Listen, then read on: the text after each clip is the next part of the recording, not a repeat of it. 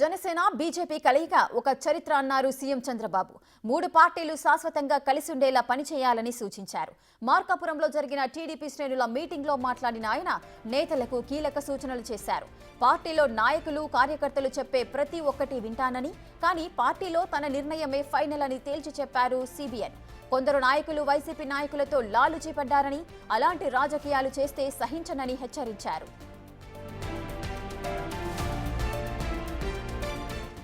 60,000 మంది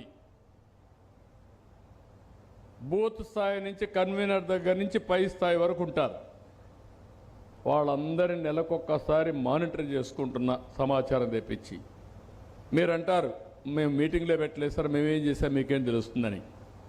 అవసరమైతే 3 నెలలకు ఒకసారి 2 నెలలకు ఒకసారి మీకు కూడా ఆ వాట్సాప్లో ఓపెన్ చేస్తాం మొన్న మెంబర్షిప్ మారిగానే. మీ ఎమ్మెల్యే చెప్పకపోతే మీరే చెప్పుకోండి, రికార్డు లేకపోతే మీరే పంపించండి, నేను అనలైజ్ చేసుకుంటా. ఎమ్మెల్యే చెప్పిన ఇంట, ఇంకొకరు చెప్పిన ఇంట నిర్ణయాలు మాత్రం పార్టీ అధ్యక్షుడిగా, కుటుంబ పెద్దగా నా నిర్ణయాలే ఉంటాయని మరొక్కసారి తెలియజేస్తున్నా. దానివల్ల అందరం కలిసి ఒక యూనిటీగా పనిచేయాలి, మెరిట్ని గౌరవించాలి, పని చేసిన వాళ్ళకు గుర్తింపు ఇవ్వాలి.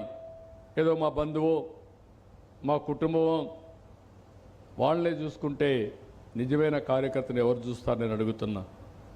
నిన్న మొన్న నేను ఒక మాట మాట్లాడాను గంగాధర్ నెల్లూరులో. నాకు కొన్ని కంప్లైంట్స్ వచ్చాయి. అక్కడ కొంతమంది నాయకులు వైఎస్ఆర్ కాంగ్రెస్ నాయకులతో లాలూచీ పడ్డారు. నేను ఆ విషయమే చెప్పాను. లాలూచీ పడి రాజకీయాలు చేస్తే మాత్రం సహించనంటే వైఎస్ఆర్ కాంగ్రెస్ పార్టీ గింజుకుంటున్నారు. అంటే మీ పార్టీతో లాలూచీ పడాలా మా వాళ్ళు? అంటే మీతో లాలూచీ పడి ప్రాణాలు పోగొట్టుకున్న కార్యకర్తలకు కాకుండా మీకు పనులు చేయాలా మేము? నేను అడుగుతున్నా. అలాంటి లాలూచీ పడిన కార్యకర్తలు నేను సహించనని చెప్పాను, చెప్తున్నా, చేస్తాను కూడా. చాలా గట్టిగా ఉంటాను. అంటే ఎక్కడన్నా చిన్న పని వస్తే వీళ్ళు లాలూచీ పడి డబ్బులకో కులపిచ్చితోనో లేకుంటే ఇంకో దాంతోనో వాళ్ళకి పనులు చేసేస్తే నిజమైన కార్యకర్త ఏమవుతాడు, లేకుంటే ఆయన మనోభావాలు ఏమవుతాయి?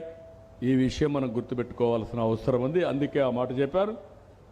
ఎన్డీఏ కార్యకర్తలకు మీరు పనులు చేయండి, మన వాళ్ళ యొక్క ప్రాతినిధ్యం ప్రకారం 3 పార్టీలను కలుపుకొని రావాలి.